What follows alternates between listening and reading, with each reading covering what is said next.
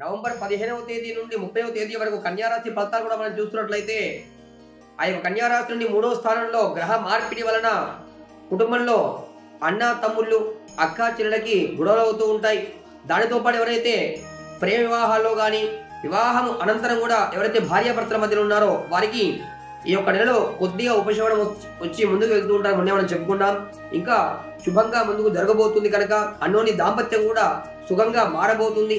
దానితో పాటు గురు ప్రభావం వలన పరీక్షలు ఎవరైతే విద్యార్థులు ఉన్నారో వారికి అంతగా రాణించలేక ఇబ్బంది పడుతూ ఉంటారు. కనుక ఎవరైతే కన్యా రాశిలో ఉన్నారో వీరందరూ కూడా సౌందర్య లహరి మనకి ఉంటుందండి, వస్తే చదువుకోండి, లేదంటే టీవీలో పెట్టి చక్కగా వింటూ ఉండండి. సౌందర్య లహరిని కూడా నిత్యం చదువుతూ ఉండండి. ఆ యొక్క సౌందర్య లహరి చేయడం వలన గొప్ప స్థాయికి కూడా ముందుకు వెళ్తూ పరీక్షల్లో, ఉద్యోగంలో, వ్యాపారంలో, దంపతుల్లో కూడా ముఖ్యంగా సఖ్యత వస్తుంది అని మనము ఖచ్చితంగా చెప్పుకోవచ్చు.